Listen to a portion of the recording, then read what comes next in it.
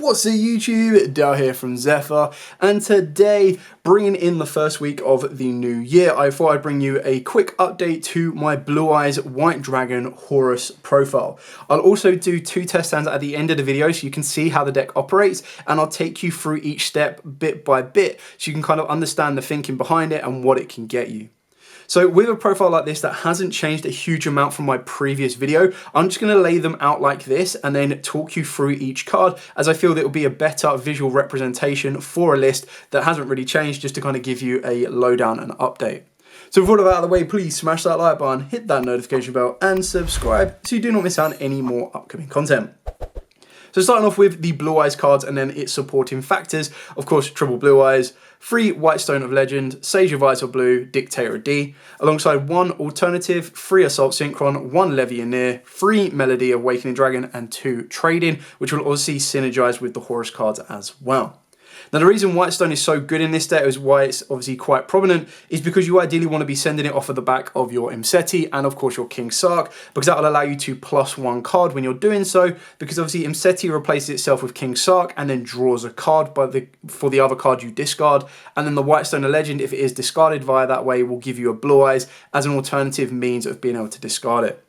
Dictator D is a great card for the deck as well, because it will allow you to send a Blue Eyes from deck to the graveyard and then discard a Blue Eyes White Dragon or a card that lists it in its text from the hand to the graveyard to revive said Blue Eyes.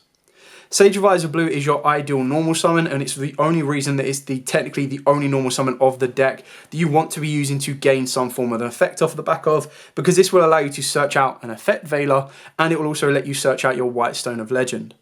On top of that as well, it can target any effect monster you control and then turn it into a Blue Eyes White Dragon. The one alternative is pretty much as it is the exact same with the Levianeer, is you can search them off of Melody of the Awakening Dragon. Now I feel through more and more testing I could arguably see myself putting this at 2, because I'm not entirely sold of it.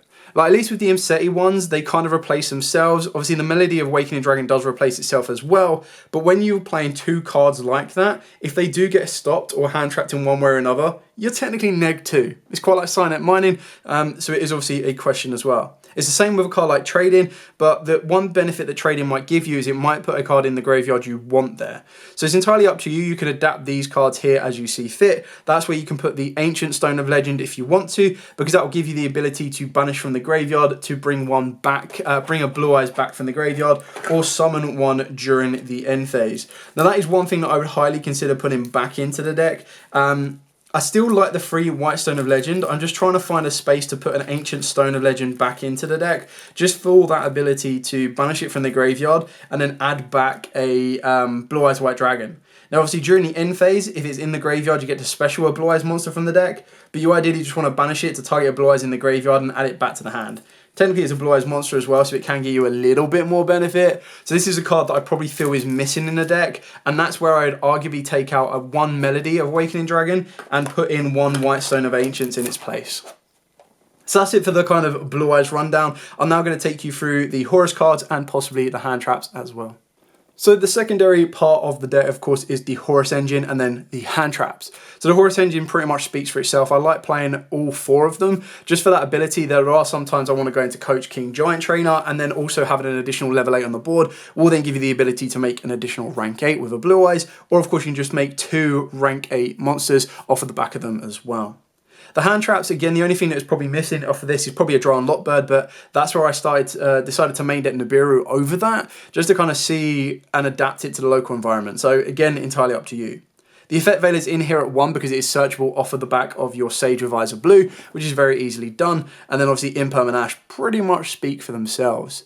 I don't feel that I need to talk about this engine much. There is a way, if you wanted to play the Horus engine a little bit more budget, because I do know that Imsetis are crazy expensive right now. So what I would arguably say to that one is you probably want to look at definitely putting King Sark up to 3, which would replace 1 Imseti, and then you're probably looking for other ways, so probably something like a Foolish Burial, and then again that's the space where an Ancient Stone of Legend might be able to come into play. The idea is that you just want to get to your King Sark as early as possible, because then that will allow you to start discarding the Blue Eyes cards you want in the graveyard in order to put the Horus monsters in the graveyard to summon them back to make your rank 8 plays. So very straightforward and simple on this part, so I'm just going to go straight into the extra deck. So the extra deck unfortunately isn't for the faint-hearted. The idea is that you just have access to so many good rank 8s and of course link climb capabilities, not to mention some very good synchro options that you do want to be playing these types of cards. So the idea behind all of these is you've got a rank 8 that can help you extend a little bit in the form of the zombie vampire. You've got a way of being able to out untargetable or undestructible monsters, untargetable monsters, and cards that can be protected via destruction in the form of Dingirsu. You've got a board wipe in the form of the Grunix Eternity, and you've got a monster negate in the form of the Galaxy Eyes Photon. You've then got a way of being able to draw multiple cards while giving yourself burn damage in the form of the Giant Trainer. You've got a way of upgrading any of your monsters into a Sky Crisis Typhoon in order to kind of push for an additional OTK. Yes, it will negate your monsters that are over 3000 attack, but the idea of upgrading it into a Sky Crisis will be to that point where you are pushing for the OTK and negating the effects is irrelevant. Then for the link monsters, you've got the Anima, which can very easily be a link Karibo, but I felt that if your local environment people are putting their monsters in the wrong positions because they don't fear this card can be massively helpful for you. You've then got your IP Masquerena, and this is going to give you the ability to go into an SP Little Knight during your opponent's turn, and the reason you're going to do something like that is that you're able to trigger the SP Little Knight effect to banish, and then you also have an additional banish that turn as well off of the back of SP. I decided to go for Dark, the Dark Charmer, over Liner, the Light Charmer. It is entirely up to you. You can play either or. I just felt there was possibly going to be more Darks in my opponent's graveyard than there were Lights, and it was a risk that I was willing to take. And the idea behind that is it will just allow you to kind of bring a monster back, link up into Selene, and then Selene moves you into Access Code, and you've ended up getting a Dark and a Light in the graveyard, so you can push 2 off of Access Code, and then obviously push in for 5300. And then for the synchros, you've got your Chaos Angel. Now, the only time you're ever really going to make the Chaos Angel will be using an original tuner anyway. So you don't get the beneficial effect of being able to sync it without a tuner, but you'll still be able to make it with a light and a dark more times than not, which means all of your monsters cannot be destroyed at battle, which is really nice, and your synchro monsters are unaffected by activated monster effects. So mainly going to be Chaos Angel, possibly a Dispatter or a Baron if you do decide to put them on the board as well. The Dispatter does come up very specifically. It will come out if your opponent is playing Bestials against you, if they are DD Crowing you, because you're not really banishing a lot of your monsters, which again is another reason why the Ancient Stone might be quite helpful, because you can banish it, add a Blue Eyes back, and then use Dispatter to bring it back to the board, and you have that free link fodder on the board in order to kind of either IP into SP or that ability to just turn it into a Relinquish Animal or anything else along the board. And then Baron is pretty straightforward and simple on that one, is if you can't get access to Galaxy Photon Lord, or you can get access to the Galaxy Photon Lord and a Baron, you've got an Omni Negate and a Monster Negate. So you're pretty much covering all bases on this one. The rank 8s are of course the main focal point because you're utilising the Blue Eyes and the Horus. The only thing you've got to watch out for on some of these monsters is some of them do need effect monsters. So obviously stuff like your Access Code Talker and your SP Little Knight will not be able to use Blue Eyes, but something like IP can, which is really, really important. The synchros don't really care. The only thing that is very specific is the fact that this needs to be able to use a dragon monster, and then this needs to use light and darks, but you're very easily going to be doing that anyway. Baron is generic, so nice and easy. Okay, so now what I'm going to do is I'm going to show you 2 test stands, one going first and one going second, to show you exactly how this deck can operate. As promised from the profile, what we're going to do is we're going to do 2 test stands just so you can kind of see how this deck will operate. We'll do a test stand going first and a test stand going second, all in one video, because the profile was so short I didn't need to really go into much detail as it was relatively the same as previous. So what we'll do is after a decent shuffle and a good old cut, we're just going to dive head first into it and start with our open hand of 5 being 1, 2, 3, 4, 5. Okay, so we've actually got a really good hand here. We've got a normal summon off the back of Sage, then we've got the ability of Insetti. Now there's 2 ways to do this. You can try it risk and reward. Risk and reward would be using Insetti, sending the White Stone of Legend, because then if it does get ashed, of course we still have the King Sark, so we're still in an okay position. Now the reason that you do it that way is because the draw, then they draw you, you're still in an okay position to kind of work around it. The less risk and less reward will be if you normal summon Sage of Eyes of Blue, use this effect to search out a card, because then instantly if your opponent then draws you off the back of that, you then really can't go that much further. You'd have to then activate a King Sark, and then you'll start discarding everything else. So like I said, it's risk and reward depending on where you want to take it. So let's say we're going to try and play around Ash, because I'd rather they try and Ash the Sage of Eyes of Blue, or even see if it baits out an Imperm or anything else than the Imseti. The fact that I've opened up the White Stone of Legend is absolutely insane, because then that will mean that when I use Imseti, I'll actually gain a card rather than lose anything. So we'll now activate the Sage of Eyes of Blue. I'll show you this as if you're not interrupted, but I'll explain that what happens if you get interrupted here, what if you get interrupted there, and how else you can play. So obviously off the back of the Sage of Eyes of Blue, you want to search out a tuner. Now, considering that the White Stone Legend is not a hard once per turn, you can actually go for a second copy of it, because then if you were to send another version of it, it will allow you to get a second Blue Eyes to the hand. The only time that that becomes a bit of an issue is if you draw into Dictator of D, because ideally you want to be sending a Blue Eyes from the deck to the grave rather than the hand. But we'll go for a second White Stone Legend. Of course, you can go for a Fet Veiler if you want to make sure you've got that hand trap in. It's entirely up to you. So we'll shuffle this up, we'll then use Imseti, and obviously the best target we are going to be able to send is the White Stone of Legend. Resolve the Imseti, which will add you a King Sark. Now, in my opinion, it's always best to have that second King Sark, because more times than not, if your opponent knows what Horus do, they will get rid of King Sark during the next turn. So they don't know you've got the second King Sark in the hand, just activate the first one and then play it from there. So we're going to shuffle out and then we'll draw a card, resolving the Imseti, and then we'll resolve the White Stone. So we draw a card, that's not a bad one because we've got the discard off of the back of King Sark, and then you'll use White Stone of Legend to resolve, and this will allow you to add a Blue Eyes White Dragon. So you can see we've now plussed a card, which is really important.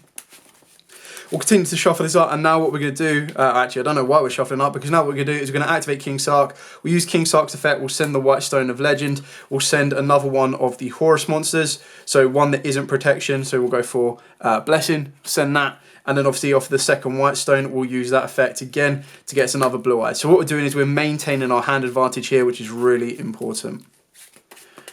Then what you can do is, again, we'll activate King Sark, we'll send the protection, and then off of the back of that, what you're going to then want to do is you're going to want to send the final Horus monster that you haven't sent as of yet, and that, of course, will be Guidance. Now, at this point, again, you've got a couple of different options depending on where you want to try and take this. Now, you can bring back all 4 of your Horus monsters, but I'd probably say do it 2 at a time. So if you bring back these 2 now, you're under nib territory. They can't nib you yet because you haven't hit your 5 summons, and then it's entirely up to you on what you want to go for. Now, if you're worried about nib, I would probably overlay both of these and go into a Galaxy Photon Lord. You can also then bring back the other 2 and go into a Zombie Vampire to get you some additional mills, to then give you additional summons. Or if you want to get greedy, rather than just bringing back 2, you can leave 1 in the graveyard, bring back 3. So let's go like this one and this one. And then if you're like, right, okay, I'm going to get greedy, so what we'll do is we'll overlay all 3 of these. We'll then go into a Coach King Giant Trainer, and we'll use its effect 3 times. Now, what you'll do here is if your opponent does nib you, you've still got a Horus in the graveyard that can come back. You've still got Blue Eyes to reveal for alternative. So at the very least, you can still end your board on the ability of an IP into SP, or you've got the ability to go into a rank 8 should you want to. So you still have plays to make. It's not the end of the world. So for the back of the Giant Trainer, we'll reveal 3 cards, 1 at a time obviously, but you try to save a bit of time to do all 3. We've got 3 monsters, so our opponent will burn for 2400, and then what we've done here is, again, we've replenished our hand. Now we can very easily discard the 3rd White Stone of Legend to get us the 3rd Blue Eyes, because we haven't got into a Dictator of D, which is absolutely fine. Basically what you're doing is you're just trading 1 for 1, and then you'd be putting a second Imseti into the graveyard should your opponent like to DD Crow it or Bestial it. You also have the ability of the Sage of Eyes or Blue to then tag out another monster on the field and make it Blue Eyes, which is really kind of cool. So discard this card, target an effect monster you control, send it to the graveyard, and if you do, special summon a Blue Eyes monster from the deck. You can only use the effects once per turn. So again, it's entirely up to you on how far you'd want to take it from that point, and if you feel you need another level 8. So what we'll do here is we will then bring back the Horus monster, which we haven't used, which will be Imseti, and then we're going to get another level 8 on the board. So we'll use Blue Eyes and alternative, get alternative to the board, and that's entirely up to you. If you want to be protective, if you want to be greedy, up to you. I'll go greedy, like you should really be playing protective, but just for the sake of the test hands, we'll go greedy off of the back of this. So Zombie Vampire, mill 4, and then we get to summon 1. Now obviously we would mill from our opponent's board as well, but on this one I'm probably going to take the Assault Synchron. I think that's a really good one to have. So we'll bring the Assault Synchron back, and now all we need to do is get a Blue Eyes on the board, which we have the capabilities of doing off the back of Sage of Eyes of Blue. So we'll activate this, target itself, You could even target the coach trainer, doesn't really make much of a difference. The only benefit you'll have off the coach trainer is if you go into IP the next turn, you can just basically rank up a little bit higher. That's basically it. So you tag out the Sage of Eyes of Blue, you go into the final Blue Eyes from the deck. Of course, it does let you go into a Blue Eyes monster, so if you wanted to, you could summon out another Blue Eyes-esque card. We're just going to go directly for Blue Eyes White Dragon. Now, ultimately, we got a bit lucky off of the back of the Assault Synchron, because this will still allow us to have the ability to be protective. So rather than going for something like a Galaxy Lord, you can now go into something like a Bestial Dispatter, or of course you can, probably more likely because we haven't banished anything yet, go into a Baron. So sync up your Blue Eyes with your Assault Synchron and go into a Baron. I'm just putting them in defense to hypothetically play around Lightning Storm. You then still have the option, if you want to link both of these off and go into a SP, not SP Little Knight, IP Masquerena. Now, obviously, the only downside to this one is we don't have that additional monster on the board, because we kind of like burnt through everything in order to get us into a like an IP to go into an SP without using Baron. So they would have to bait out the Baron first, and then you can go in IP. But we still have a full hand of 5. We still have access to an Effect Veiler, and then we're pretty much good to rock and roll during the next turn as well. Now, obviously, I'm not saying that this is the most meta-defining kind of test hand ever, but this is just like a basic option. In that example where we ended up going for the Jet Synchron, what you could have stopped down is rather than going into Zombie Vampire, you could have gone into the Galaxy Lord, and then off the back of that, if you were able to get another level 8 to the board, which we could have got through with the Blue Eyes, and another level 8, you could have then still done the IP Masquerena play, leading you into your SP Little Knight. So you got a couple of different options there. It really does come down to your personal play style. It's just to kind of show you what this deck can do. Now, obviously, going second is going to be a little bit more tricky when you're trying to play through certain effects. But again, what I'll do with this one is we'll just go all out, and I'll show you that you can guarantee OTK quite easily. I mean, the Horus cards themselves get you OTK, but then you do have other cards you want to try and bait the board out with. So again, after a very decent shuffle and a good old cut, we will do a test stand going second, starting with 1, 2, 3, 4, 5. Now at this point, it'd be more times than not, I've probably already used an Ash Blossom, and our 6th card will be a second Blue Eyes. Again, we got lucky, we've opened up in SETI, our hand is actually really, really good. What I tend to like to try and do here is use Dictator of D. Now, you've got a couple of different options here, because there's very rare, or it's very, like, you send a Blue Eyes as cost, so they can't really Ash this. You're not really baiting anything out at that point. The other issue as well is because we opened up 2 Blue Eyes, we don't have a Blue Eyes that we can get from the deck off the back of the White Stone, so we won't be able to get that advantage. So if you wanted to, you could do him SETI first to try and get to that Blue Eyes first, and then use Dictator of D, because Dictator of D would also let you send the Blue Eyes from the hand. So, you know, you're kind of juggling around with what you want to go for. So we go with Dictator D. You can then use this effect on the board to try and bait out some form of interaction. This will then allow you to send a Blue Eyes White Dragon or a card that lists it. I'm going to send a Blue Eyes White Dragon to revive a Blue Eyes White Dragon from the graveyard. So if I'm fearful of anything on the board, I can attack over it, but obviously the idea here is we're trying to push for game. So you'll then use him SETI. Now, obviously, the ideal target to be sending will be the White Stone of Legend, but because we don't have a way of searching a Blue Eyes from the deck to the hand, Blue Eyes might not be a bad option to send as well, because then you keep your White Stone of Legend as a normal summon option, or if you need to use it as a discard option, you do have that as well. So we add the King Sark, we'll shuffle up and get a draw. There we go. Assault Synchron, hey, that's pretty good. We can then activate King Sark, or you can save it, entirely up to you. What you probably want to do first, in my opinion, you probably want to take the 700 hit, and then you'd link these two together. Sync these two together. Now again, you've got a couple of options here. You can be very aggressive, and you can make a Chaos Angel with a light and a dark, which means you'll get to banish a card on the field, and then all your monsters can't be destroyed by battle, and your Synchro monsters are unaffected by your opponent's monster effects. So, really kind of cool.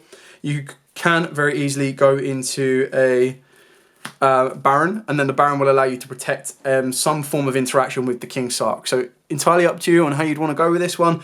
Very aggressive with Chaos Angel, defensive, but slightly aggressive as well with Baron, because you could still summon the Baron, use this effect to target a card in the field and destroy it, and then you still have that protection built in as well. So then you'd activate the King Sark. And again, if you don't feel you now need this normal summon, like if you needed to normal summon it to go into like an SP Little Knight, or if you wanted to, you could work your way through a Relinquish Anima, or if there's a Dark in the graveyard, you could very easily go into Dark the Dark Charmer and then work your way off the back of that, going into stuff like Selene and everything else, depending on what spells your opponent has on the board. So you've got a couple of options there. On this one, because we're obviously using the Horus cards, we'll use Horus King Sark to send the White Stone of Legend. This will then allow us to send another Horus monster, so we'll send the Protection from deck to grave.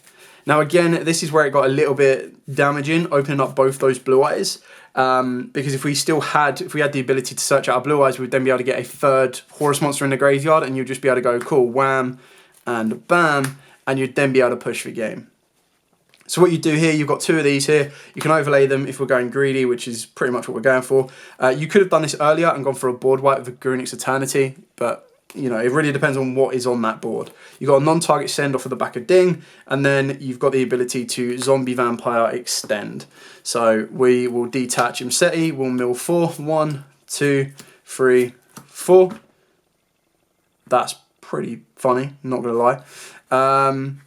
You could summon back the Sage Visor Blue, but it doesn't do anything because it's only on normal summon, annoyingly. We probably just summon back the Nibiru. We've now got Guidance in the graveyard, so we can bring that back. And this is, again, not taking into account anything your opponent has on the graveyard. And then what you'll do here is you can very easily, if your opponent summoned twice during the previous turn, you can whack this into a Sky Crisis Typhoon. Yes, it will negate the Baron, it will negate the Zombie Vampire, but the idea is when you go into Sky Crisis Typhoon, you're doing it because you've already used the Baron. You're just using this as an upgraded beat stick from 1200 to 29.